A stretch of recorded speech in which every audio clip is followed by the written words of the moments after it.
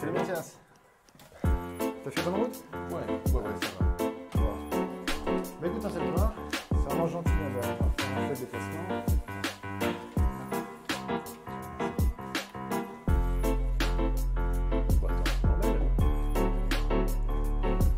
Bon, Mathias, très content de t'accueillir ici.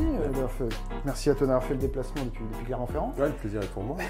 Ça fait quelques temps qu'on ne s'était pas vu, donc c'est vraiment chouette. Commençons peut-être par ce qui se passe à Clermont-Ferrand. Comment s'est passée la mobilisation contre la réforme des retraites? Bah, elle s'est plutôt bien passée. Le problème, c'est qu'on rentre dans une routine d'un point de vue stratégique. On sait bien que les syndicats sont sur une stratégie perdante depuis des décennies.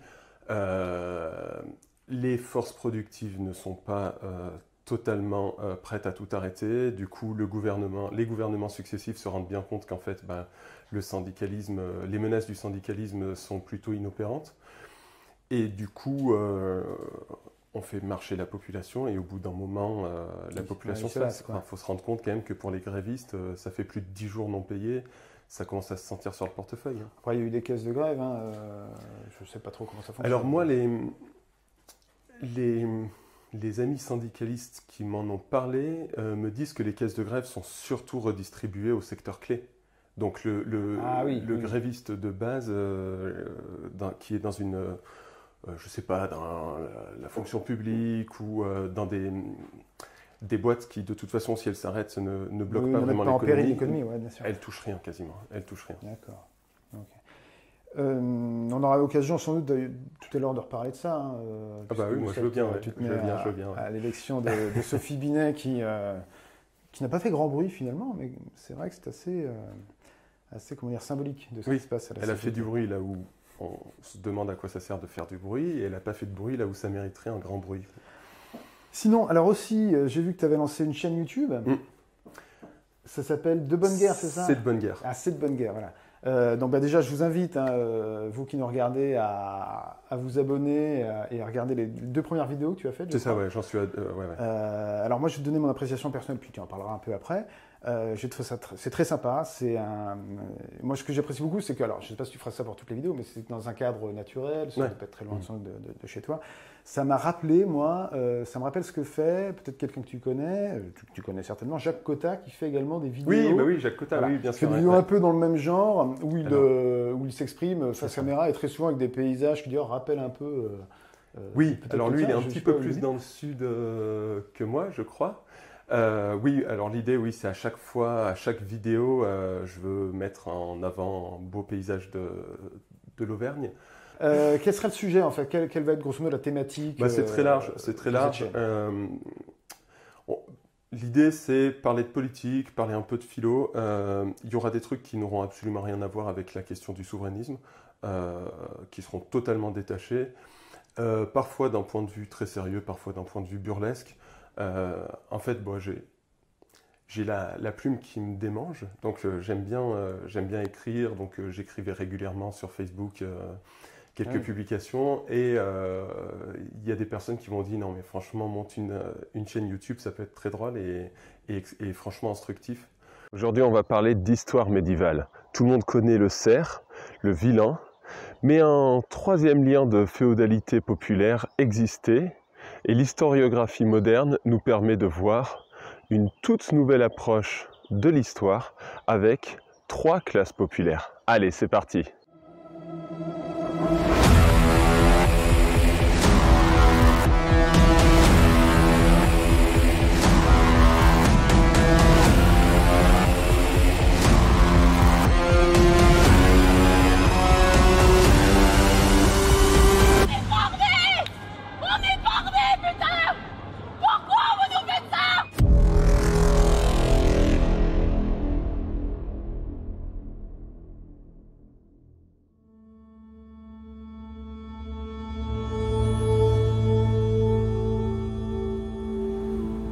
Donc voilà, c'est pas, je monte pas ça avec l'ambition de transformer le monde politique sur YouTube, mais l'idée d'être un parmi tant d'autres qui offre un point de vue parfois décalé, espiègle assez régulièrement, sur notre monde, notre époque, la politique, parfois avec un zoom sur quelque chose d'anecdotique, parfois avec un dézoom profond sur des questions vraiment de civilisation, d'histoire des idées, etc. D'accord. Bah, écoute, ça m'a l'air en tout cas enthousiasmant, présenté comme ça. Bon, bah, j'entends Kylian et Philippe qui arrivent, je crois. Donc nous allons les accueillir. Ah. Salut Jean-Baptiste. Salut Kylian. Salut Mathias. Bon, bien, Philippe, Baptiste. content de te revoir. Bon, Salut, bah, Philippe. Ça va pareil, Oui, bien. Merci d'avoir fait le déplacement, hein, Philippe. On est bien accueillis. Alors, que voulez-vous, vin C'est ou... du Frexitnet. Ouais, c'est ça. Je veux bien Du vin s'il te plaît. Du vin? Oui, je veux bien. Ah bah oui. Avec un nom pareil, ça doit être du très bon. Philippe? Merci. Ah, Ouais, avec plaisir. Ouais. et modération. Toujours pareil. Bonjour le petit chien. Bonjour. Bien, alors, nous entamons ce 3e numéro de Table ouverte. Je vous invite à aimer la vidéo, je vous invite à vous abonner, ça c'est très important, et à commenter, à laisser tout un tas de commentaires, hein, le plus possible, parce que c'est ça qui augmente le référencement des vidéos. Donc si vous souhaitez qu'on ait un peu plus de visibilité, et puis pour nous c'est toujours un peu plus intéressant de pouvoir discuter avec vous, n'hésitez vraiment pas à le faire. Voilà. Messieurs, alors, nous sommes le dimanche 14, je ne sais plus, dimanche 16 avril. Oui, voilà. 16. Et il y a 2 jours, le Conseil constitutionnel a rendu sa décision sur, comment on peut appeler ça, la légalité de la réforme des retraites. Le tout Conformité caché à la derrière une, Conformité, c'est ça. Voilà. le tout caché derrière une horde de CRS. Oui, dans une ambiance assez quasiment de siège, hein, dans le quartier, dans le Palais Royal. Enfin bon. Quelle est, Kylian, je me dirige plus vers toi, quelle est ton analyse de la chose? Alors, il y a eu donc 2 décisions de prise. Une, puisque le Conseil a été saisi de 2 textes légaux. Hein. D'abord, le fameux projet on appelle loi sur les retraites, mais en fait qui est un projet de réforme, un projet de révision de loi de financement de la sécurité sociale, donc qui suit donc un régime particulier. C'était un des enjeux de la décision du Conseil. Et l'autre qui était une proposition de loi prise dans le cadre de l'article 11 de la Constitution, qui peut aboutir à un référendum. J'ai bien dit qui peut aboutir à un référendum. C'est une des possibilités. Donc, je vais commencer par celle sur le RIP, donc le référendum d'initiative partagée. Hein. En fait, je vais me mettre un peu en faux, mais le raisonnement du Conseil constitutionnel est imparable sur le RIP. C'est-à-dire que la proposition de loi proposait d'inscrire donc dans le corpus légal que l'âge d'ouverture du droit à pension, donc la retraite, hein, était de 62 ans. Sauf qu'au moment où la proposition est déposée, au moment où elle est examinée, l'âge est déjà de 62 ans. Donc la proposition n'a pas pour objectif de modifier le droit en vigueur. Donc on ne peut pas le retenir. Donc on ne peut pas le retenir. Voilà. Ça veut dire que, combiné à une autre limite, qui est qu'on ne peut pas, par le RIP, je dis ça rapidement, hein, mais ça ne donne pas forcément lieu à un référendum, abroger une loi qui est en vigueur depuis moins d'1 an, qui a été promulguée depuis moins d'1 an, ça signifie donc que le RIP ne peut pas être utilisé préventivement pour bloquer la promulgation d'une loi, par une loi concurrente en fait, hein. Mais ça veut aussi dire qu'elle ne peut pas être utilisée, mais ça c'est depuis le départ, c'est le cas, pour, contrecarrer une loi qui viendrait d'être promulguée, c'est-à-dire presque dans le cadre de piraterie, disons, parlementaire. Mais ça c'était objectif depuis le départ. Et en fait, ce qu'il faut plutôt interroger, ce n'est pas la décision du Conseil constitutionnel, c'est la manière dont le régime de ce référendum d'initiative partagée a été élaboré et la manière dont la proposition de loi a été rédigée. Mais c'est-à-dire qu'il y a eu une maladresse de la part des rédacteurs. Une maladresse ou une volonté de ne pas le faire aboutir, ça je ne sais pas. Ouais. Il faudrait demander aux intéressés. Alors avant peut-être de parler du RIP, qu'est-ce qu'il en est de la décision centrale, on va dire, sur la réforme? Alors celle-là suscite beaucoup plus de commentaires parce que Bon, je reviendrai après sur les lieux communs qu'on a entendus sur le Conseil constitutionnel à cette occasion, pour et contre d'ailleurs, mais elle est beaucoup plus contestable, non pas en contestant la légitimité du Conseil à la prendre, mais parce qu'il dit en fait de la loi, parce que les deux grands enjeux c'était quoi? C'était à la fois est-ce qu'on pouvait toucher aux retraites, pour le dire simplement, par un projet donc de loi financière, c'est une loi financière qui Par le 47.1. voilà, ce qui suit véhicule le régime législatif, du 47-1 effectivement, et non pas de l'article 34 de la loi ordinaire donc. Et par ailleurs, est-ce que les circonstances de manipulation du débat parlementaire qui ont eu lieu par le gouvernement, sur la base de dispositions constitutionnelles qu'il a le droit d'utiliser, mais la manière dont il a agencé les différents éléments et la manière dont les débats se sont déroulés ou ne se sont pas déroulés, n'ont pas porté atteinte au principe de sincérité et de clarté du débat parlementaire, qui, je le rappelle, est un principe qui a été dégagé par le Conseil constitutionnel lui-même. Mais ça, c'est plus que contestable. Alors, c'est plus que contestable. On va prendre un seul exemple, si vous voulez bien. Les ministres, eux-mêmes, pendant le débat, ont délivré de fausses informations.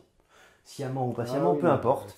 Ils ont délivré de fausses informations. Sur les 1200 euros, voilà, exactement. 3 millions de personnes qui allaient bénéficier d'une revalorisation de retraite. Dans leur saisine du Conseil, les parlementaires, puisqu'il y a eu une saisine par le RN, une saisine par la NUPES et la saisine blanche de la Première ministre qui ne servait à rien, mais bon, c'est pas grave, ils ont soulevé le fait que les ministres avaient donné de fausses informations et que ça avait porté atteinte à la clarté et à la sincérité du débat.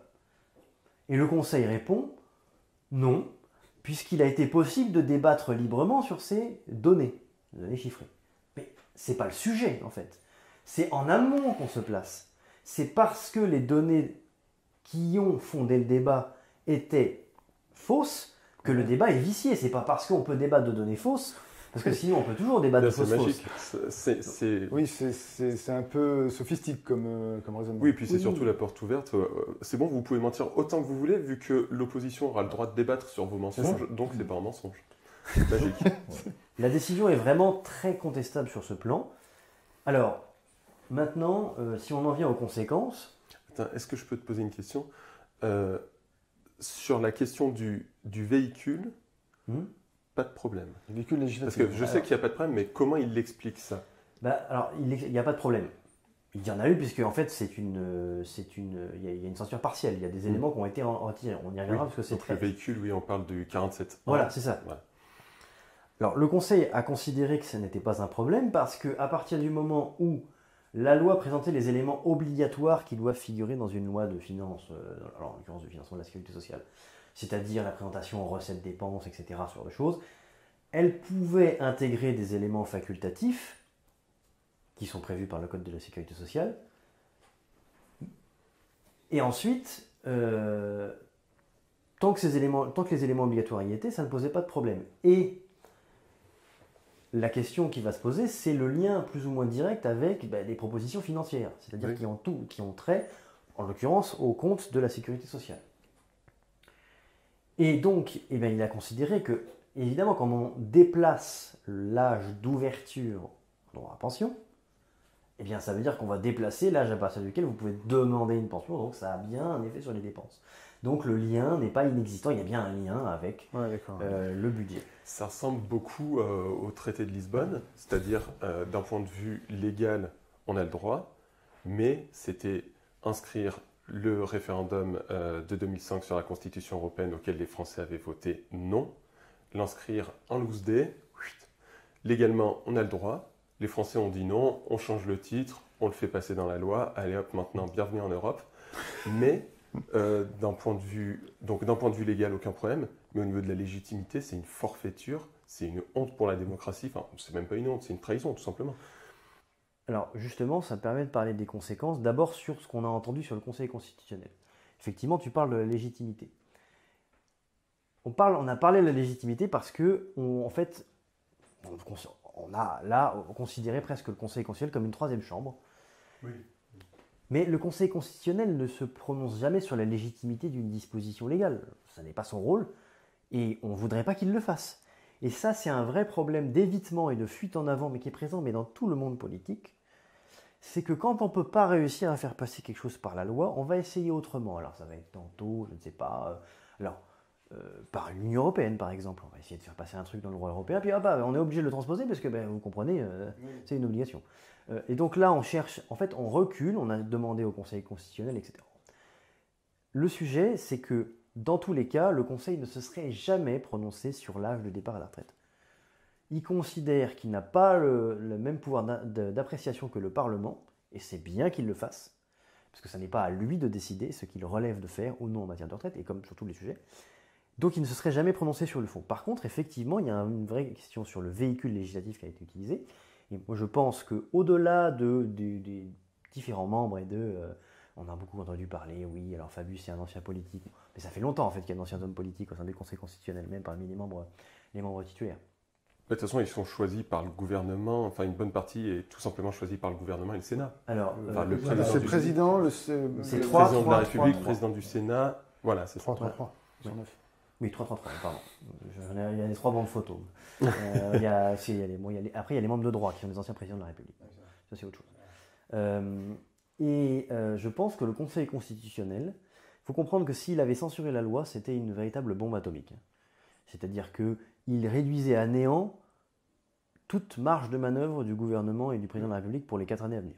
Donc ce qu'il a voulu faire, c'est qu'il a voulu écarter légèrement l'étau dans lequel est l'exécutif, à mon avis, pour lui permettre de continuer à légiférer. Peu importe, par ailleurs, que ce soit en rentrant au forceps, mais il y a des... Le Conseil a utilisé le mot inhabituel. Il a considéré que la procédure suivie était inhabituelle. Ben, si elle est inhabituelle, c'est qu'il y a bien lieu de se poser la question. Ben, bien sûr.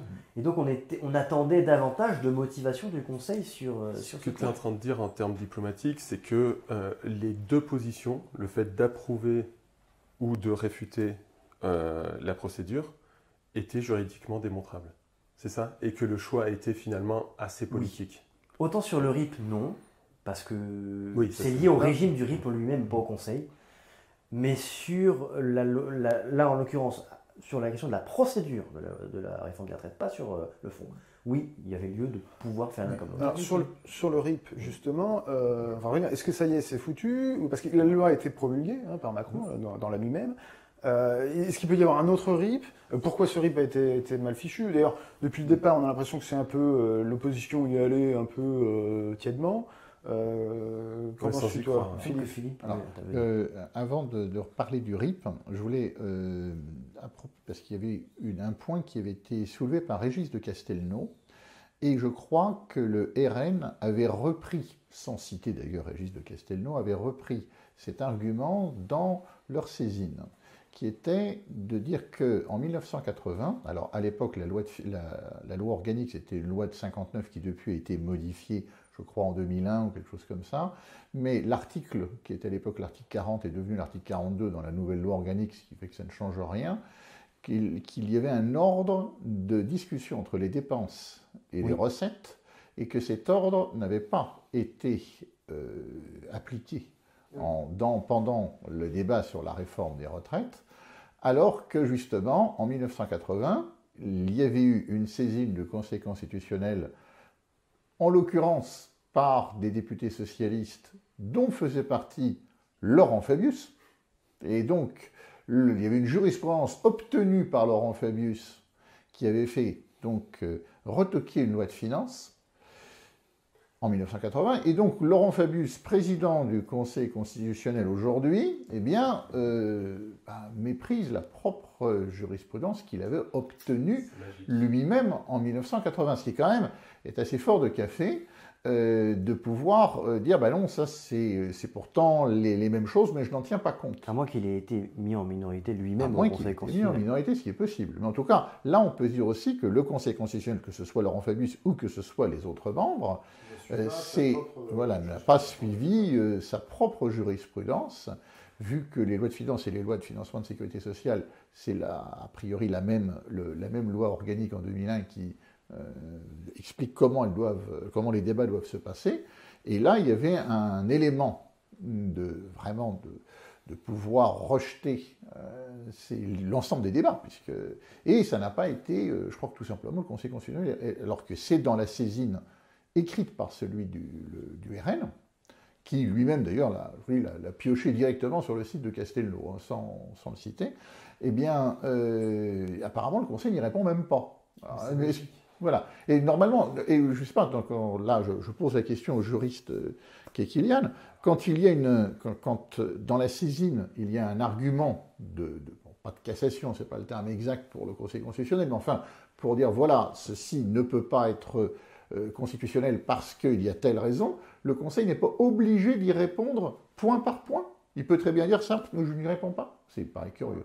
Alors, il y a plusieurs choses, parce que le Conseil n'est pas tenu particulièrement par les termes de la saisine. C'est-à-dire qu'il peut aller plus loin. C'est-à-dire qu'il peut, par exemple, venir étudier la constitutionnalité d'un article dont la constitutionnalité n'est peut-être pas soulevée, parce qu'il est lié à un dont la constitutionnalité a été questionnée. Et c'est ce qu'on appelle la question des éléments détachables. Quand on peut détacher une loi et un élément sans priver la loi de son effectivité, on peut le faire, mais parfois c'est pas possible. Bon, il est normalement tenu de répondre à tous les moyens qui sont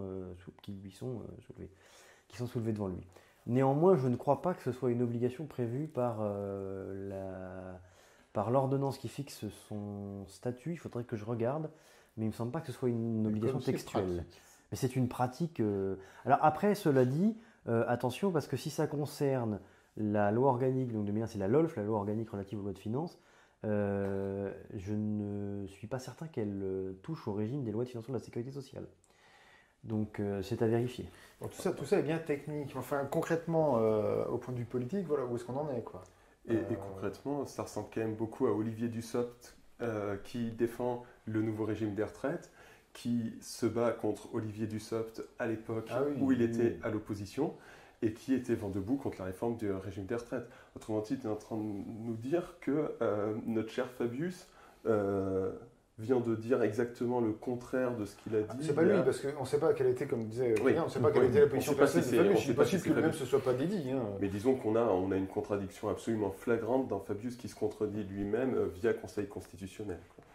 Mais alors le point quand même, enfin je reviens donc sur la question du RIP, c'est-à-dire les deux sont retoqués, donc quand même pour la symbolique, c'est quand même pas terrible, même quelles que soient effectivement les raisons qui sans doute sont, enfin comme tu le dis, c'est-à-dire que c'est normal que le RIP ait été retoqué, mais enfin ça fait pas très sérieux.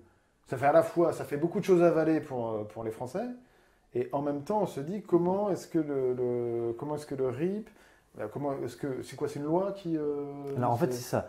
Si vous bien comprendre, c'était mal formulé, enfin tu te dis quand même c'est dingue. En fait, les parlementaires vont prendre l'initiative, ça c'est important. C'est en fait une proposition de loi. Et une proposition, ça émane toujours d'un parlementaire. Un projet, ça émane du gouvernement. C'est une proposition de loi qui doit être proposée par 20% des membres du Parlement, députés et sénateurs, il peut y avoir que des sénateurs, donc ça fait... 90 quoi, un peu plus. Non. Ah non, 20%, non, ça fait 178. Oui, c'est le truc, j'étais sur 10%. Pour les députés. Donc là, ils étaient 254, je crois, qui propose une loi qui est transmise au Conseil constitutionnel. Donc ça ne passe pas par le gouvernement, donc le gouvernement ne peut pas toucher à ça, c'est important. Hein. C'est transmis au Conseil constitutionnel qui va vérifier que les conditions sont réunies. Alors une des conditions, c'est la fameuse condition, donc des 1 an, délai d'1 an pour abroger une loi promulguée depuis moins d'1 an, c'est pas possible, donc il faut qu'elle soit promulguée depuis plus d'1 an. Ce qui signifie, et ça c'est important, maintenant qu'elle a été promulguée, le délai d'1 an commence à courir. Et c'est important parce que lorsque le RIP a été créé, c'est en 2008, Nicolas Sarkozy donc, à l'Élysée, c'est les différents gouvernements Fillon, puisqu'il s'est succédé à lui-même, ont toujours eu une majorité absolue à l'Assemblée nationale, ça ne posait pas de problème, c'était toujours un outil dans les mains de l'opposition. Bon. Mais là, le problème, c'est qu'il n'y a pas de majorité absolue à l'Assemblée nationale. Et donc, ce qui signifie que tous les textes qu'il parviendrait à faire passer, je rappelle qu'il a fallu 3 mois et demi pour faire passer cette loi. La session finit en juin. On est déjà on est quasiment en mai. Ça a pris la moitié. Et après, en octobre, quand la session rouvre, c'est pour le budget. Et le budget, il a fallu faire 12,49 alinéa 3 pour le faire passer l'année dernière. Ça veut dire qu'il va être très simple, dans un an, pour les parlementaires, d'en faire un autre. Et le Conseil constitutionnel ne pourra plus rien opposer, puisque dès lors, l'état du droit, ce sera 64 ans et plus 62 ans. Et donc, ça veut dire que tous les textes qu'ils vont réussir à faire passer sont sous la coupe d'une épée de Damoclès. Ils pourront tous faire l'objet d'une proposition de RIP. Oui, mais par contre, il y aura besoin de 4,5 millions de signatures. Là, avec 4,7 millions, c'est ça, oui. 4,7 millions, merci, de signatures. Or, c'était facile à obtenir au moment de la mobilisation populaire avec toutes ces manifestations. C'est beaucoup plus dur à obtenir à froid. Oui. Et là-dessus, je me souviens, alors certains savent que je participe à des Space Twitter, hein, les nouveaux forums actuels, et ça fait guère que 3 mois, ou voire 4 mois, que sur tous les Space tenus par la NUPES, je leur dis, mais allez-y, faites ce référendum d'initiative partagée. Et la réponse était non, pas maintenant, on verra à la fin. À la fin du processus. À la fin du processus. Or, soit ce sont des crétins, soit ce sont des vendus. Parce que là, il n'y a pas de le faire à la dernière minute et de mal l'écrire, de manière à ce que ce soit refusé. S'il l'avait mal écrit il y a de cela 3 mois, il pouvait revenir une semaine après avec un texte qui était lui, accepté par le Conseil constitutionnel, qu'il ne pouvait pas faire autrement, et obtenir dans la foulée les 4,7 millions de signatures avec l'ensemble du battage médiatique qu'il y avait. C'était simple. Non, ils ont, alors, soit par stupidité complète, on ne peut jamais l'exclure avec, c'était Rocard qui disait entre le complot et la stupidité, choisissez la stupidité, elle demande moins d'efforts que l'intelligence. Non. Eh bien, soit ils sont stupides, soit, quand même, on peut imaginer que c'est un choix que d'avoir présenté ça à la dernière minute, c'est un choix que de l'avoir mal écrit, de manière à ce qu'il n'y ait pas de possibilité de pouvoir faire ce référendum d'initiative partagée. Et à ce moment, la NUPES, ce sont des rebelles sous tutelle. Ce sont des gens qui sont là pour faire joli, qui peuvent avoir quelques prébendes dans l'opposition de Sa Majesté, mais qui ne veulent pas vraiment mettre en difficulté le gouvernement. On peut quand même politiquement se poser la question, pourquoi le référendum d'initiative partagée n'a pas été lancé il y a 3 mois, il y a 4 mois. D'ailleurs, il faut lui rendre hommage, Nicolas Dupont-Aignan l'avait, lui, à l'époque, proposé. Et immédiatement, ça a été « Ah non, on ne veut pas, c'est un extrême droite, ou je ne sais quoi, etc. » Bon, il y avait des cris d'orfraie pour finalement reprendre rigoureusement la même logique, mais trop tard. Donc, voilà, soit ils sont stupides, soit ils sont vendus. Je pense que les gens qui verront cette vidéo pourront choisir par eux-mêmes, mais le cumul des mandats n'est pas obligatoirement non plus exclu. Bien, bon, écoutez, de toute façon, c'est une vaste question. Kylian, je crois que tu vas produire 2 articles à paraître dans Front Populaire. Alors, dans Front Populaire, sur le site ou Je suppose que c'est sur le site. D'accord, sur le site. Oui. Donc, qui approfondira ces questions-là. Donc, je renvoie les gens qui regardent cette vidéo à regarder le site Front Populaire et à chercher l'article de Kylian. Maintenant, nous allons passer peut-être à autre chose, mais pas complètement, c'est quand même en lien, puisque pendant le mouvement social, il y a eu des élections à la CGT, et Sophie Binet, donc de la section cadre de la CGT, a été élue. Il y avait 2 autres femmes, c'est ça C'est ça, oui. Et un peu, bon, à la surprise générale, je ne sais pas, mais on ne s'attendait pas forcément à ce qu'elle soit élue. Ah non, oui, personne s'y attendait. En fait, en gros, donc, le 43e congrès de la CGT, c'était à Clermont-Ferrand, donc chez moi. Et oui, c'est aussi pour ça qu'il y avait des belles manifestations la veille. Il y avait une CGT qui n'en finissait pas, c'était très impressionnant. Et en fait, du coup, pendant le 43e congrès, tout le monde s'imaginait que Marie Buisson, qui était donc dans la lignée Martinez, allait être réélue. Oui, c'est ça. Boum, coup de tonnerre. Bon, déjà... le congrès, Martinez a été rhabillé pour l'hiver pendant de longues heures. Et du coup, tout le monde s'est dit, d'accord, c'est la ligne Olivier Matteux qui va passer. donc avec Céline Verzetti, et non plus. Boum, deuxième coup de tonnerre, la ligne donc dure, hein, c'était vraiment une belle ligne, la ligne Olivier Matteux, parce que, alors, au-delà de la question d'une plus grande radicalité qui, moi, m'enchantait, il y avait surtout la question, est-ce qu'on met sur la table la question de l'Union européenne, la question des fonds de pension, la question du mur de la finance, donc BlackRock, etc., etc. Et Olivier Matteux n'avait aucun problème pour dire cette loi, elle a été écrite depuis bien longtemps dans les cabinets de BlackRock, dans la Commission européenne, chose qui était parfaitement factuelle, du moins du côté de la Commission européenne. Et BlackRock, évidemment, est en train de baver sur les milliards que peuvent représenter des retraites privées. Cette ligne, donc Olivier Matteux, donc Céline Verzetti qui s'effondre. Et là, la CGT se retrouve un peu perdue à se dire, bah tiens, nos deux scénarios se sont effondrés, qu'est-ce qu'on fait?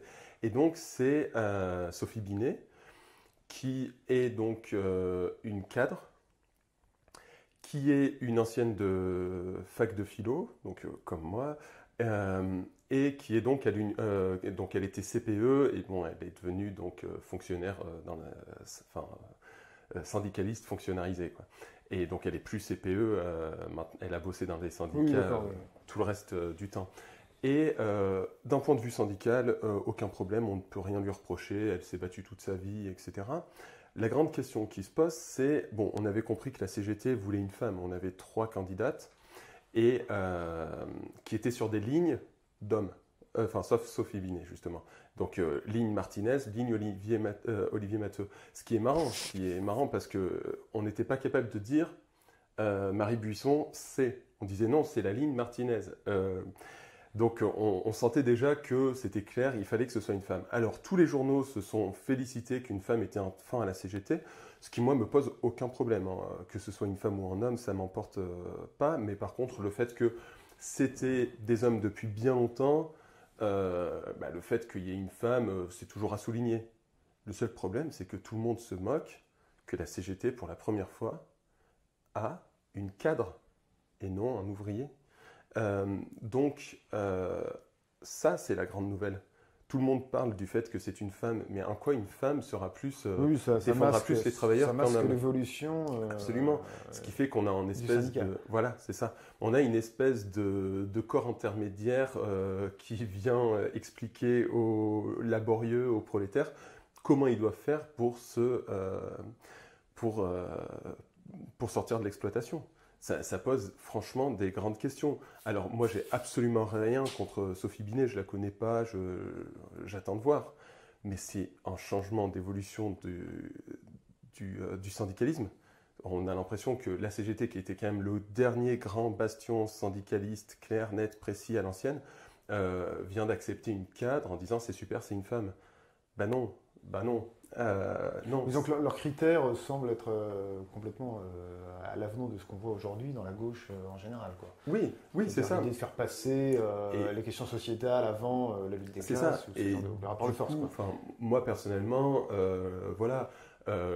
après une fac de philo, etc., je ne me considère pas comme étant le porte-parole des ouvriers. J'ai fait un master de philo, ce que les ouvriers n'ont pas pu faire, etc. Si les ouvriers veulent s'émanciper, ils ne vont pas demander à des bacs plus 5, des bacs plus 9, etc. Il faut qu'ils se prennent en main. C'était le principe du communisme, c'était le principe du syndicalisme. Et là, on a une espèce de dérive où tout s'embourgeoise et où on va avoir du coup, j'espère que non, j'espère que Sophie Binet a cette intelligence-là, une dérive sociétale, petite bourgeoise, qu'est-ce que vous pensez des trans au travail, etc. Et les prolos, hop, ils passent à la trappe, tout le monde s'en moque. Alors j'espère que ce ne sera pas le cas, mais on sent cette tendance d'embourgeoisement dans le syndicat qui déjà, à la base, c'était de plus en plus détaché des précaires. Des vrais précaires, c'est-à-dire que le monde syndical, c'est le monde des ouvriers, de la fonction publique, qui sont quand même assez protégés, mine de rien, comparé aux esclaves ubérisés, à tous ces auto-esclaves qu'on appelle auto-entrepreneurs, travailleurs libres, selon Marlène Schiappa.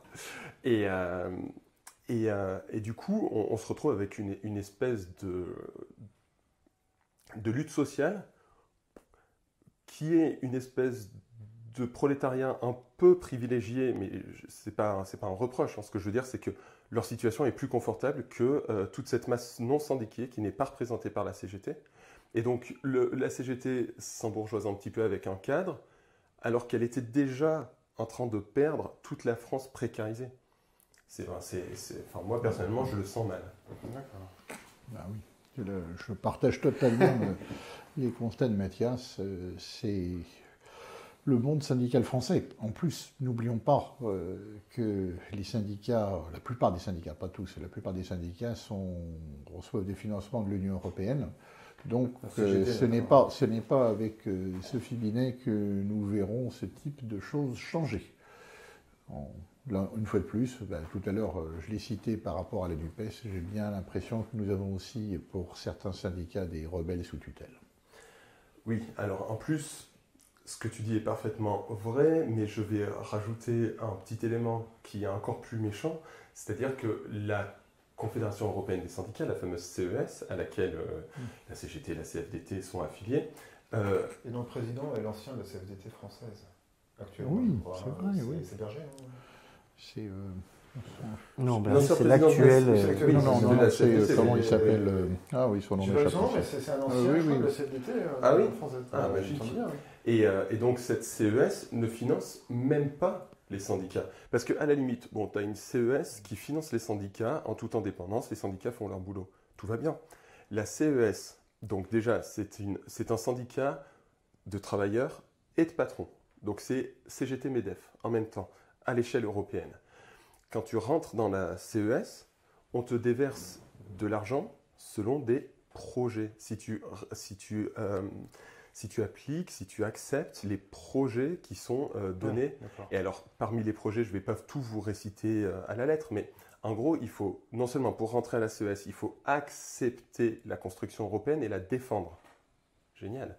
Donc, la courroie de transmission du grand capital doit être défendue par les syndicats des travailleurs.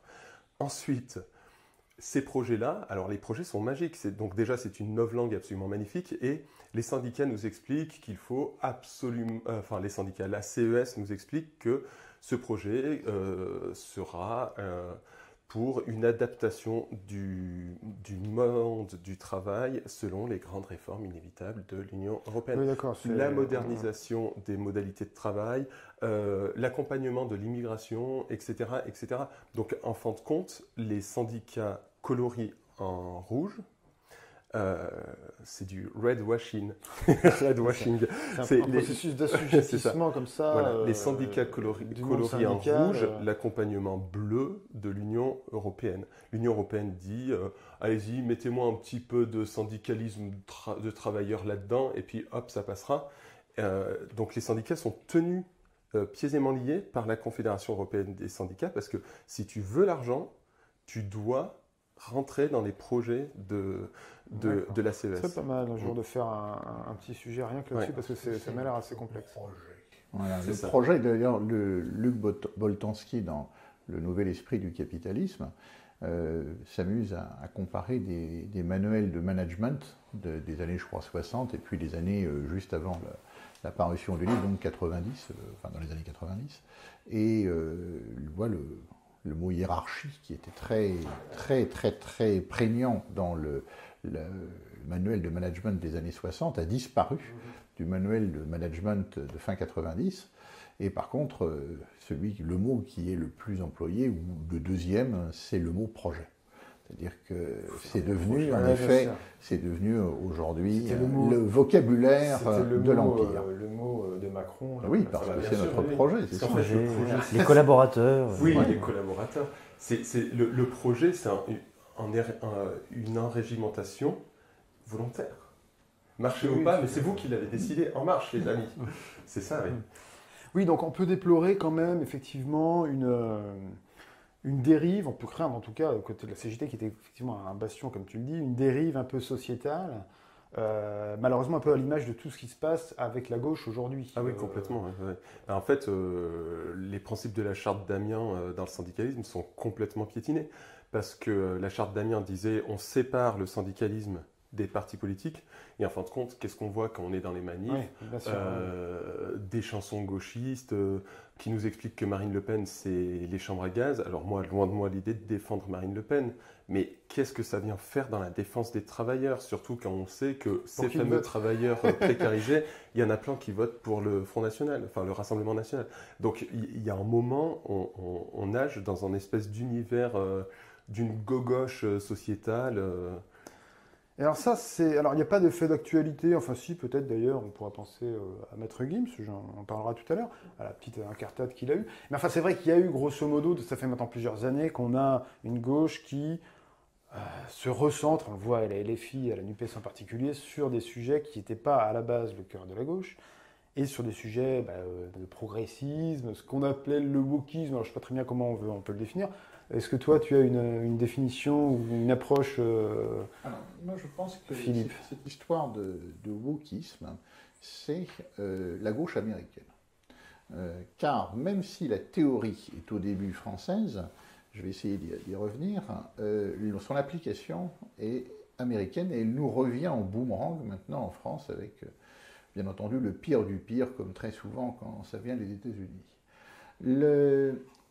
Au début, ça part d'une philosophie postmoderne. Alors, je vais prendre un exemple, même si le wokisme a beaucoup de facettes, je vais prendre le wokisme dans sa catégorie décoloniale. Moi, je suis personnellement un militant anticolonial, mais vous allez voir la différence avec le décolonial tel qu'on l'entend chez les wokistes. Il faut bien voir que l'anticolonialisme a été porté par le Parti communiste en France. Absolument. Donc ça reste un gros sujet absolument. De gauche à la base. Alors, de gauche, n'oublions pas de gauche, le Parti communiste a été un parti anticolonial. En revanche, le Parti socialiste n'a jamais raté une seule guerre coloniale. C'est vrai, c'est vrai. Hein, que ce soit la guerre du Rif sous le cartel des gauches, que ce soit la guerre d'Indochine, que ce soit la guerre d'Algérie, que ce soit les guerres néocoloniales comme la guerre du Golfe, etc. Jamais le Parti socialiste n'a répondu absent. Il a toujours dit on y va. Bon, voilà, ça c'était. On est là. On est là pour les guerres. Bon, le Parti communiste, lui, a été en effet anticolonial, heureusement. Mais là, le décolonialisme vu par les woke, ce n'est pas ça.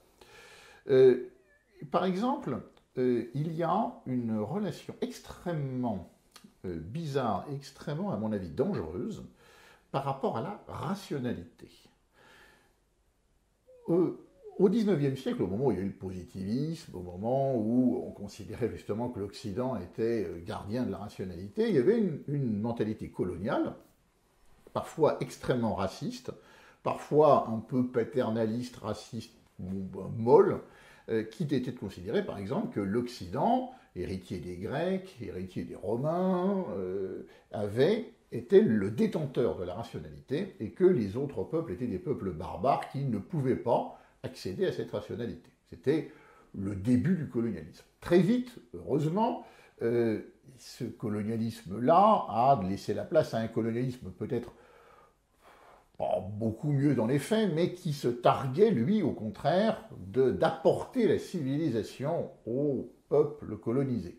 C'était un peu le principe de la mission civilisatrice française, c'était le principe du fardeau de l'homme blanc de Rudyard Kipling, c'était toute cette idéologie qui camouflait, il est vrai, une exploitation éhontée des populations colonisées, mais dans l'idéologie, il y avait cette histoire de on leur apporte la rationalité et la civilisation. Ensuite, heureusement, avec le marxisme, avec certains courants issus des Lumières, il y a aussi le principe de dire, ben non, la rationalité, elle est accessible à tout le monde, et il n'a d'ailleurs pas besoin qu'elle soit apportée par l'Occident, il suffit d'avoir des écoles supérieures, etc. Et d'ailleurs, certains peuples, comme je pense par exemple au Japon, s'est inspiré directement de dire les Occidentaux ont réussi, donc on va les copier, on va avoir les meilleures écoles, on va prendre rigoureusement les recettes des réussites de l'Occident et on va prendre les mêmes. Et c'est aussi les jeunes Turcs en Turquie, bon, il y a eu tout un mouvement, les mouvements laïques arabes, c'était ce type de pensée dans laquelle, je dirais, peu ou prou, je me reconnais, ou je pense la plupart des gens qui vont nous regarder se reconnaîtront, mais peut-être y en a-t-il d'autres. Et ensuite, il y a eu la critique postmoderne, qui était une critique de philosophes français, essentiellement Foucault, Derrida, Deleuze aussi, Donc ça, merci il faut beaucoup. placer, c'est les années 60-70. Voilà, 60-70, qui ont dit, attention, le discours de la rationalité cache un discours de pouvoir. Derrière le biopouvoir, derrière le fait de se cacher derrière des choses objectives, derrière, eh bien, il y a une domination qui s'appuie sur la rationalité pour exister. Et ça peut se défendre. Bon, je ne suis pas tout à fait d'accord, mais ça peut se défendre. On peut considérer en effet qu'un discours d'autorité, de dire voilà, c'est la science, c'est comme ça, maintenant je ne vous écoute plus, ça peut en effet poser problème. Sauf que maintenant nous sommes avec le wokisme, dans le postmodernisme appliqué. Qu'est-ce que ça signifie? Eh bien, ça signifie que face à un discours scientifique, ce discours scientifique, rationnel, est au même niveau qu'un discours de type légendaire, qu'un discours de type irrationnel qui précédait l'arrivée de la rationalité. Une opinion. Une opinion, mais c'est pas tout à fait une opinion. Il faut que ce soit un récit collectif. Là, ils l'affirment. Il y a une sorte ils assument le fait que ce soit pas rationnel. Voilà. Et on se rend miroir finalement du discours rationnel. Exactement. C'est pas qu'à l'opinion. L'opinion, c'est bon. Exactement. Et quand Maître Gims, il est vrai ou il est pas vrai. Mais... Et quand Maître Gims sort ces histoires complètement délirantes il croit qu'il y a. Enfin, tout le monde l'a plus ou moins vu. Enfin, il l'a dit. C'était quoi, dans une radio, je crois, Oui, c'est sur une radio. Où il explique que les pyramides ont été, alors que déjà que l'Égypte est en fait africaine au sens où il l'entend, c'est-à-dire au sens congolais, quoi, et où les pyramides cachaient des grands générateurs d'électricité et autres. Il a sorti d'une série d'absurdités comme ça, et qui circulent depuis longtemps. Et que l'Europe en fait a été peuplée, que l'Europe avait été peuplée en fait avant par des Noirs, et ce sont les Blancs qui sont venus d'Asie qui les ont chassés. C'est méchant, c'est mesquin, mais ça mérite d'en rire. La partie la plus loufoque, c'était quand même sur l'affaire de l'électricité. Oui, l'électricité dans les pyramides. Donc ça fait un peu de bruit. Donc voilà, c'est pour ça qu'on parle de lui. Mais bon, pour un discours décolonial, ce type de délire vaut un discours de la rationalité, de la recherche historique. C'est un discours valable. C'est un discours valable, pourquoi? Parce que c'est un discours qui dit « j'oppose à votre autorité une autre autorité ». Et il n'y a pas, selon les décoloniaux, à juger de la pertinence d'un discours rationnel devant un discours irrationnel. On n'a à voir que la domination que l'un implique par rapport aux autres. Et en fin de compte, si on va jusqu'au bout du raisonnement, si on dit mais non, 1 plus 1 égale 2, c'est les mathématiques, ils vont dire non, c'est pas les maths, c'est du racisme. Oui, alors ils vont dire c'est du racisme. Des choses comme ça, si et seulement s'ils peuvent admettre que par exemple, alors 1 et 1 font 2, c'est pas tout à fait le bon exemple, mais par exemple, si on prend une géométrie euclidienne, ils vont dire Euclide était un blanc. Donc Euclide amène une géométrie qui n'est pas obligatoirement notre géométrie. Bon, 1 et 1 font 2, c'est plus compliqué parce que c'est quand même plus universel. Mais autrement, sur certains concepts, oui. Le concept, alors je prends l'exemple de l'histoire rationnelle qui a été fondée par Vico ou Euclide, oui, là, il peut y avoir de dire ça c'est votre avis, nous on a notre avis, et ils ne veulent pas non plus obligatoirement imposer à tout le monde leur avis. Hein. Le principe du décolonialisme, c'est pas de l'impose, c'est de dire non, il existe en concurrence des choses, des récits, à vous de choisir, et donc pourquoi pas les Égyptiens avec l'électricité. On avait vu déjà, parce que tu parlais du 1 plus 1, Mathias, on a déjà vu passer dans des universités, auprès des étudiants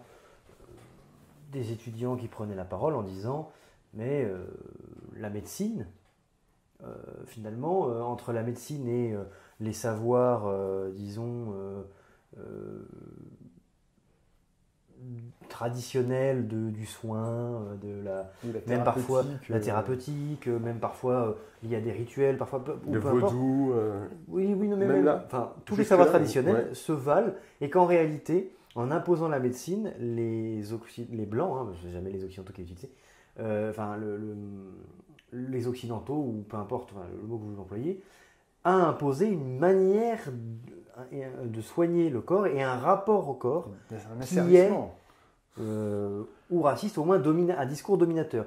Et on l'a vu, j'ai même vu passer une critique de la relativité générale et de la relativité restreinte de Einstein, non pas sur le plan de la physique elle-même, en interrogeant les limites de cette relativité, de ces relativités, mais en disant, oui, non, en fait, Einstein n'a rien inventé, il a tout piqué à un tel, et comme d'habitude, c'est une usurpation occidentale qui se présente comme découvreur mais en fait, ça vient d'autres choses, et d'autres ont été beaucoup plus loin que lui avant, mais évidemment, on veut le cacher. Et je pense que... Comme Maître Gims dit que les preuves sont dans des Oui, catacombes. les historiens le savent, Voilà, mais que oui, voilà, c'est ça la s'applique à le même taire. chose. Or, on aurait tort simplement de rire de Ah oui, cela. oui. Ça donne l'impression d'être très comique, mais non. Si vous savez, vous vous souvenez d'ailleurs, la première fois qu'on avait vu, je ne sais plus quel personnage interrogé, qui a dit « Mais qu'est-ce qui vous prouve que je suis un homme ?» Oui, Que je c'était suis un blanc. Libanais, c'est Voilà. chez Voilà. Schneiderman. Voilà, L'émission de et c'était Schneiderman. chez Schneiderman. Et tout le monde en avait ri. Et aujourd'hui, ça ne nous fait plus rire, puisque maintenant, c'est devenu quasiment, on nous le répète matin, midi et soir, que ça doit être la norme. Bon.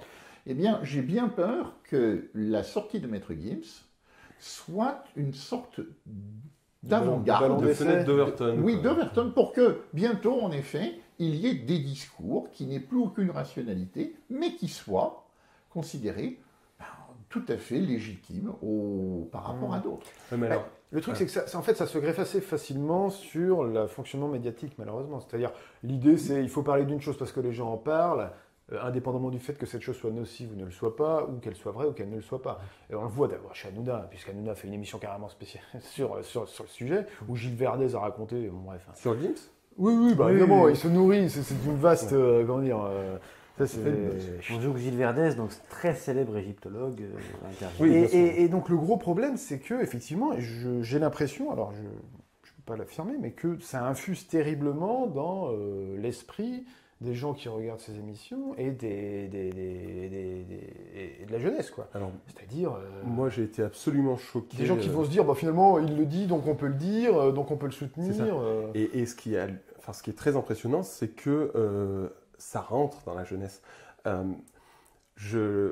J'amène des élèves à Lyon et on parle vite fait de philo parce qu'ils étaient internes et que du coup ils faisaient de la philo. Et je les laisse parler. Et ils commencent à me brancher sur le wokisme et sur la transidentité, tout ça. Et la fille me dit mais moi, dans ma classe, en seconde, j'ai une fille qui voulait devenir un homme. En première, j'en ai eu une autre qui voulait devenir un homme. Et en terminale, j'en ai eu encore une autre. Quand la Gay Pride arrive, 2 mois avant, c'est branle-bas de combat, tout le monde en parle. Et si tu n'en parles pas, si tu te moques de ça, tu es un affreux facho. Et alors, les nanas sont un peu moins attaquées que les hommes, donc les hommes se taisent. Et le scientifique est beaucoup moins... tous les lycées, les classes scientifiques sont moins attaqués que le littéraire. Mais dans le littéraire, on a ça. Et alors, moi, personnellement, j'étais le premier à me moquer du wokisme en disant « ça ne rentrera pas dans la société française ». Et bien, en fait, ça rentre par la jeunesse et c'est assez effrayant. Et je voulais te poser une question, moi. D'après toi, le résultat, ça va être une bande d'abrutis, on est d'accord. Hein. Le principe est de complètement abrutir la population. Et tu dis que c'est la gauche américaine. Oui. Tu penses que la chose est faite parfaitement à dessein afin de régner sur une bande de crétins et de passer d'un peuple à une sale populace et pour pouvoir les mépriser, ou si c'est un accident de l'histoire? Alors, c'est sans doute un mélange subtil des deux. C'est-à-dire qu'il ne faut pas tomber dans l'hyper-complotisme qui est de dire ils ont tout manigancé de A à Z, et il ne faut pas non plus penser que ça arrive de nulle part. Il y a, peut-être pourront-on d'ailleurs dans les commentaires sur la vidéo mettre le lien, il y a un article que je conseille de lire qui est paru dans The Philosophical Salon, une revue de philosophie américaine, qui démontre que la CIA, je crois au début des années 80, s'est penchée sur ce qu'ils appelaient the French Theory. Ouais. Et les conclusions étaient très simples dans cet article, vous le verrez. Il considérait que c'était une très bonne arme pour combattre le marxisme et pour combattre les explications économiques, parce que tout simplement ça parle de domination et pas d'exploitation. On évacue tout ce qui est économique pour le remplacer par des dominations, des hommes, des blancs, des vieux, etc. Mais jamais du fric. Ça, par contre, on n'en parle pas. Et des personnes qui n'ont pas la chance on voit d'être très bien, ça privilégiées. se marie assez bien d'ailleurs, on le voit avec Rokhaya Diallo par exemple. Absolument, absolument, pour citer quelqu'un qui est parfaitement là où elle doit être. Il y a, n'oublions pas qu'aux États-Unis, il y avait, donc je crois que c'était en 1970 ou 71, désolé, il y avait eu un massacre sur un campus universitaire où il y avait des étudiants qui étaient dans l'Ohio, dans l'université de Kent. Et il y avait des étudiants qui avaient manifesté contre la guerre du Vietnam et qui avaient manifesté contre la mauvaise, je dirais, le mauvais partage de la valeur ajoutée. Voilà. Ils demandaient des plus grands salaires, ils demandaient la fin de la guerre au Vietnam. Et c'était très mal géré par la garde nationale, parce qu'il n'y a pas de CRS aux États-Unis, c'était directement la garde nationale qui était venue avec M16 et qui, à un moment, un mouvement de foule, ils ont tiré dans la foule et il y a eu, je crois, 5 morts, 30 blessés, enfin un truc assez terrible. Et aux États-Unis, ça a été le début de la fin de la guerre du Vietnam, parce que l'opinion publique américaine, après ce massacre d'étudiants, s'était retournée vraiment contre la guerre. Or, force est de reconnaître que depuis l'irruption du wokisme large dans les universités américaines, les étudiants américains ne parlent plus de géopolitique, ne parlent plus d'économie.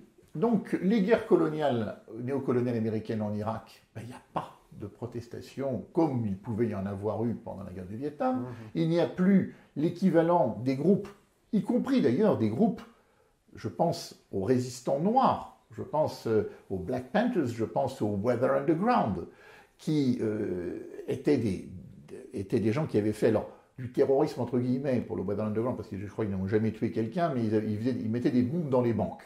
Bon. Ben ça maintenant, on n'imagine plus la jeunesse américaine attaquer les banques. Elle va considérer qu'il faut casser la statue de X ou d'Y parce que c'est un vieux blanc. Voilà, et c'est souvent d'ailleurs des jeunes blancs qui cassent les statues des vieux blancs, sauf pas les noirs qui ont bien d'autres problèmes que cela. Et donc, on peut imaginer que la nomination, je n'ai pas de preuve de ce que je dis, hein, là, autant tout le reste, vous pouvez le vérifier dans l'article que j'ai cité, autant là c'est fruit de mon imagination, mais on peut imaginer que des gens comme Peggy McIntosh ou des gens comme Judith Butler, qui ont eu immédiatement leur chaire dans des grandes universités, alors que leur recherche était quand même un peu bizarroïde. Alors c'est vrai que Mme Peggy McIntosh avait fait la même université pour femmes que Madeleine Albright et Hillary Clinton, ça peut aider. Bon. Mais en tout cas, le fait que les papesses du wokisme aient eu immédiatement des places dans les très grandes universités américaines, on peut peut-être imaginer qu'il y a eu des aides pour les installer là. Bien, alors les perles, il y a eu beaucoup de choses ces dernières semaines, alors il a fallu faire un tri abondant. Moi, je me suis rendu sur quelque chose qui n'a pas vraiment fait la une, c'est le moins qu'on puisse dire. Je crois que c'est le Parisien qui a sorti un petit papier sur, une chose que j'ai découverte, que le Conseil régional de Bretagne, on s'y exprimait en breton, donc on a le droit, je ne sais pas si on a le droit en fait, justement, c'est ça qui m'étonne, mais toujours est-il que s'ils n'ont pas le droit, ils prennent le gauche.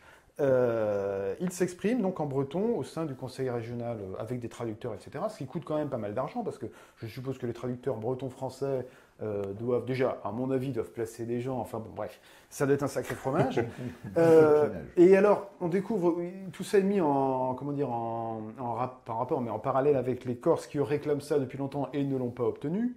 Alors, je ne souhaite pas du tout d'ailleurs qu'ils l'obtiennent, hein, mais voilà, ça en dit quand même, je trouve, assez long sur l'espèce de je m'en foutisme, au niveau de l'État en tout cas, sur ces questions-là. Mais surtout que ça fait un moment déjà là. Ouais. On a vraiment des fiefs, on a constitué des fiefs. Ces conseils régionaux sont devenus des fiefs où chacun, alors en Bretagne, c'est comment il s'appelle, Loïc, il a un nom. Loïc Le Floch. Non, non, Si, c'est le fleuve Prigent. non, le président de la région. Je n'ai pas dit son nom, mais, enfin, Non, mais c'est un non, ancien non. du PS ou un Non, mec du pas le PS fleuve d'ailleurs, et Prigent. qui est extrêmement, qui est quasiment indépendantiste, quoi. Mm. Et donc on a affaire Non, à comme ça, enfin, des pas choses. vraiment. C'est Autonomiste, oui. ouais, voilà. Enfin, autonomiste, c'est plutôt j'ai hâte d'avoir mon duché pour moi tout seul. Je Ouais, veux c'est l'argent, ça, en fait. je veux Alors, il faut l'argent, voir- mais il je faut veux voir la que c'est- liberté. Il faut voir que tout ça se greffe quand même. Moi, je me Non, souviens mais de parce Hervé que, Morin, en fait. qui était à l'époque, il l'est toujours, peut-être en Normandie, et qui faisait de la diplomatie commerciale. Enfin, on est en train de recréer des grands-duchés. C'est ça. C'est assez préoccupant quand même. Voilà, moi, ça n'a pas été suffisamment mis en avant. Je ne sais pas très bien quelle suite ça aura. Est-ce qu'ils pourront continuer à faire ça? D'un point de vue légal, comment ça se passe? Surtout, je me demande à quand un conseil régional en Klingon ou en- Oui, non, mais là, Non, on peut mais aller loin, pourquoi c'est pas, sûr. parce En que, poids de vin. Oui, Ça oui, serait assez en, drôle, hein. en marchois. Parce qu'il faut savoir que maintenant, on est dans une situation où les marchois accusent les Occitans d'être hégémoniques Eh ben, bien et sûr. d'imposer une version uniformisée. de Préciser où est la l'Occitan. marche, peut-être? Vas-y, je te laisse le faire. Ah oui, je sais plus très bien. C'est C'est c'est au niveau, c'est- au niveau c'est- du c'est- sud, c'est- du c'est- sud du. Oui, c'est ça, c'est C'est dans- ça, ouais. c'est par du là. nord de le l'île du Limousin. Limousin. Ah oui, moi je le mettais plus. Oui, Ah, c'est je confonds dans avec le le nord des Bourbon. Limousins. Je confonds avec le Bourbonnais. Enfin bon. Le Bourbonnais, c'est le Tolo. Oui, oui, c'est ouais, le Bourbon, pardon. le Bourbon, c'est du côté de Vichy et compagnie. C'est ça, Oui, oui. c'est oui, ça. oui. Et alors moi, ça me rappelle également, bon, une petite anecdote comme ça, mais ça se greffe assez bien avec le projet européen finalement, puisque l'Europe, c'est la traduction, n'est-ce pas? C'est ce qu'ils aiment bien dire ça. La langue de l'Europe, c'est censé... En fait, c'est l'anglais, hein, l'américain, mais dans leur esprit un peu délirant, c'est la traduction. Et je me souviens d'un reportage que j'avais vu une fois où on expliquait que il y a parfois dans l'hémicycle,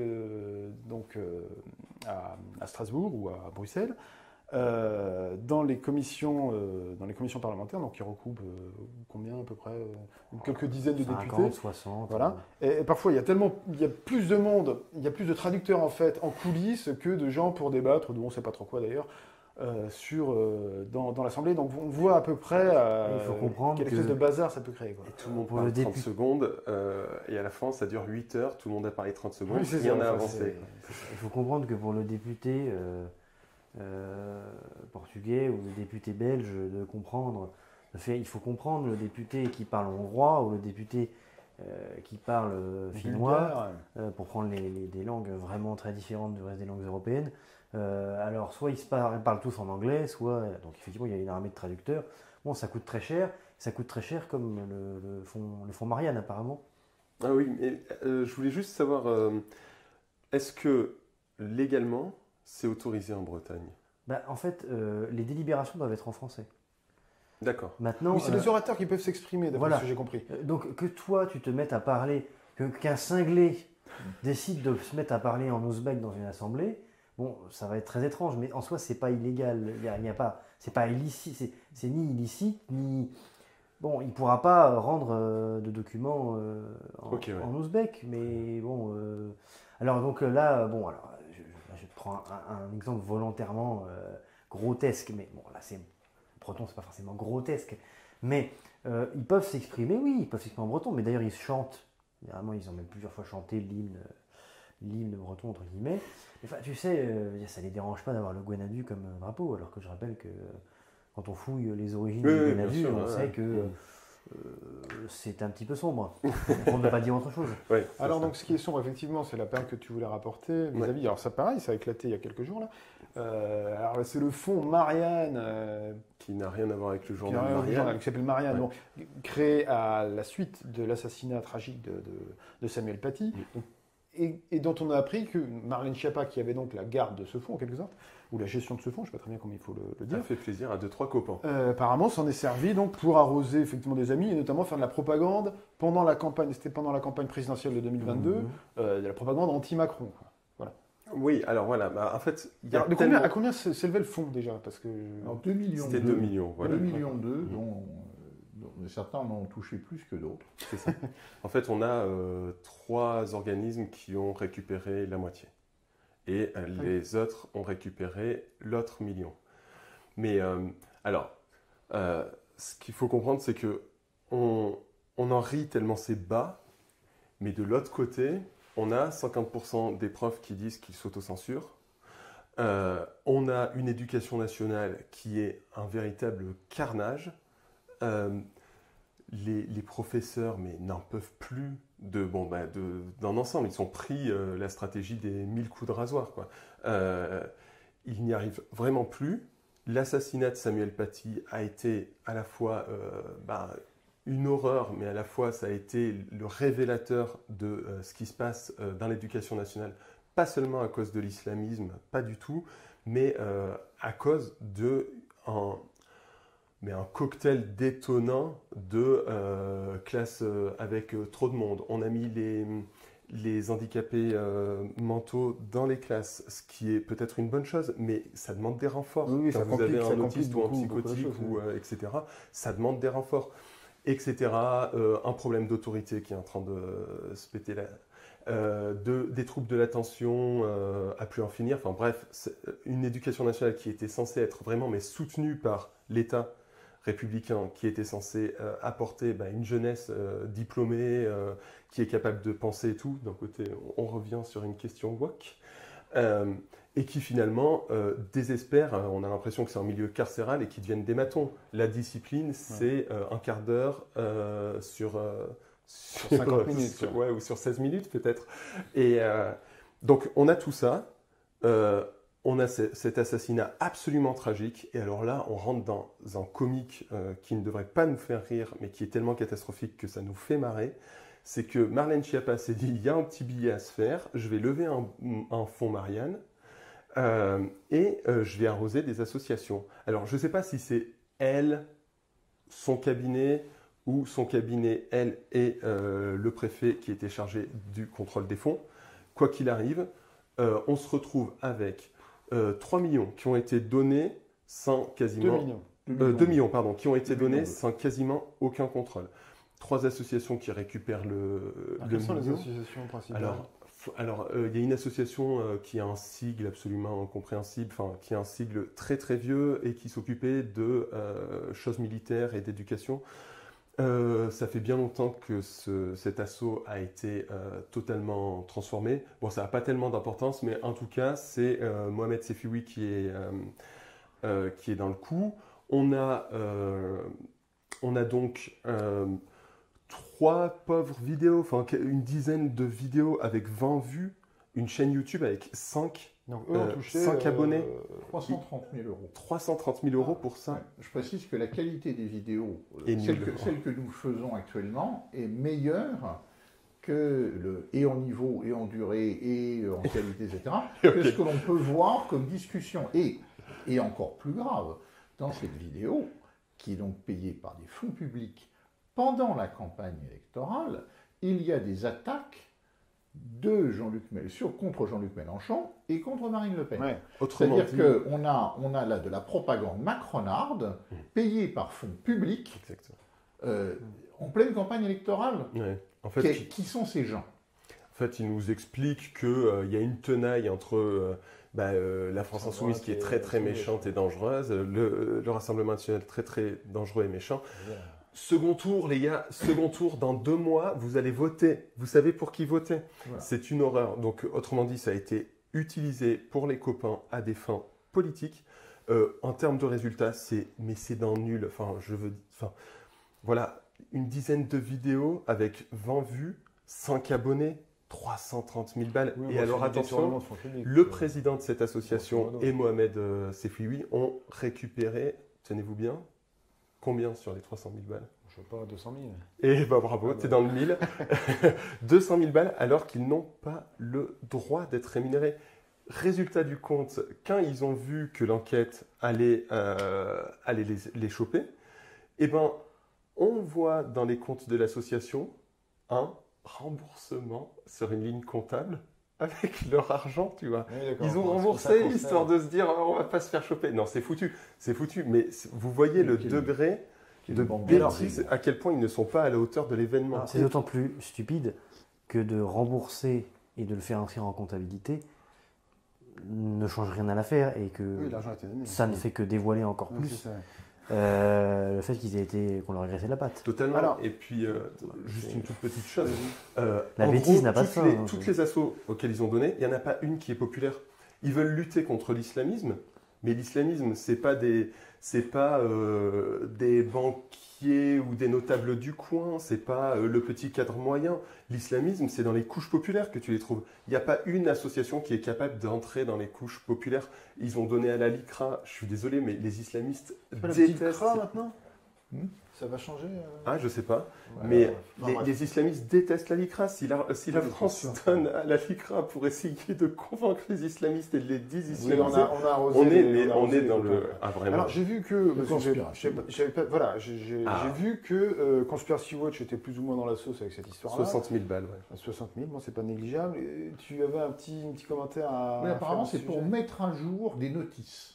Voilà, les 60 000 euros, C'est des manuels d'utilisation. Il faut mettre à jour des notices. Bon, voilà. Il y a aussi une autre association. Ministérielle Là, je ne sais pas, c'est pas marqué dans le. Je parle, c'est Check News de Libération, donc c'est un grand curé fact-checker qui fact-check un autre curé fact-checker. J'aime bien moi quand les fact-checkers se fact-check.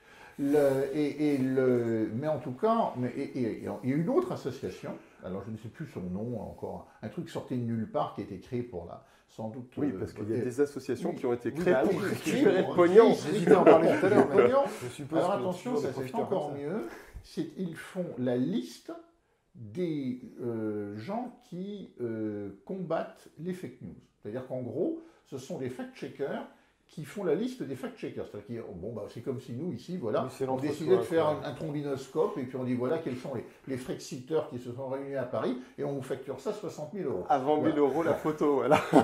Après 300 000 euros la vidéo, maintenant 60 000 euros une liste de copains. De qui se moque-t-on? Voilà. Et aucun contrôle en plus. Aucun contrôle. Ça fait cher la photo de classe, quand même. 60 000 euros. Parce que normalement, lorsqu'on donne une subvention à une association, il y a un contrôle qui se fait, l'association doit rendre des comptes. Cet argent, c'est pas tiens cadeau, tu voteras pour... Enfin, remarque, voilà, c'est ça, c'est tiens cadeau, tu voteras pour nous. Donc un scandale de plus à l'actif de la Macronie, quoi. Oui, et on retrouve justement à la fois, je l'ai dit, une sorte de petite noblesse d'État, des gens qui sont là, qui squattent les plateaux télé, qui sont très proches de la Macronie. On trouve aussi à côté cette petite noblesse d'État, donc les grands curés inquisiteurs de Conspiracy Watch.